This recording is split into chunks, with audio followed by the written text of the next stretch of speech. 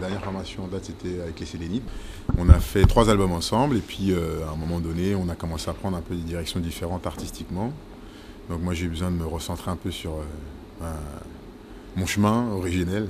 Donc dans les Sélénites, il reste avec moi, il y a Eric Okerij, le guitariste. Et les deux nouveaux venus, donc sont Mike Dibo à la batterie et Pete au clavier. Donc j'avais un peu besoin de, on va dire, de laisser éclore un peu vraiment mes influences, quoi, aussi bien anglaises qu'américaines, que le montenguenais, qui est une musique traditionnelle centrafricaine, et d'arriver à lier le tout, quoi, de faire tout ça avec les mêmes personnes. Pas de façon détachée. J'ai l'impression surtout que la façon d'enregistrer, bon, c'était très intéressant, mais ça restait, pour moi, c'était un peu... il y avait toujours une difficulté, c'était toujours un peu laborieux de passer du studio au live. Alors que là, les musiciens avec lesquels je suis actuellement, on a enregistré aussi ensemble. Et donc du coup, maintenant, le live, il a été un peu plus facile à accoucher, quoi.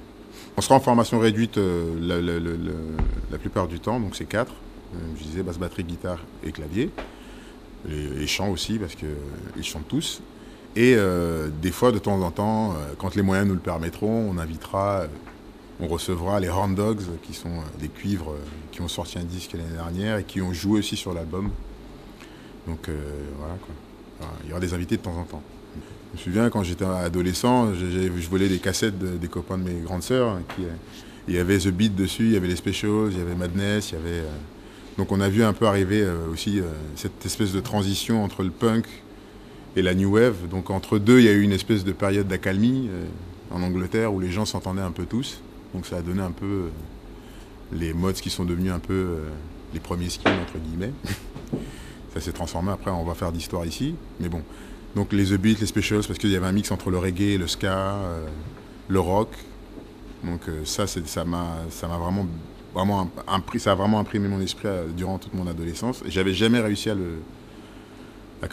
l'extraire. Donc là, je pense y être arrivé. Le public jugera. Et mon point de vue, c'est qu'en fait, ça aurait pu arriver déjà il y a 2-3 années de cela. Le peuple centrafricain, c'est un peuple qui souffre depuis à peu près une quarantaine d'années de ce qu'on appelle, nous, la malgouvernance. C'est-à-dire que tous les gens qui ont été au pouvoir, et aussi un peu avec, on va dire, la non-aide ou l'aide des anciens pays colonisateurs, ont fabriqué une espèce de cercle qui était absolument pas vertueux, où les gens se sont un peu enrichis en ignorant le peuple. Aujourd'hui, la tendance peut-être en train de s'inverser, donc je salue bien sûr l'intervention de la France. Peut-être que dans les années qui vont arriver, le cercle va devenir un peu plus vertueux. Mais disons que là, aujourd'hui, on a vu cette dernière année-là le résultat du jeu des apprentis sorciers, quoi. C'est-à-dire qu'on place qui on veut à la tête du pays, qu'il obéisse à ce qu'on dise.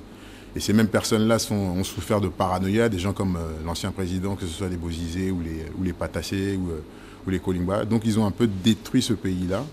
Et malheureusement, ils ont réussi à distiller entre les gens une chose qu'ils ne connaissaient pas avant, une espèce de haine entre les musulmans et les chrétiens.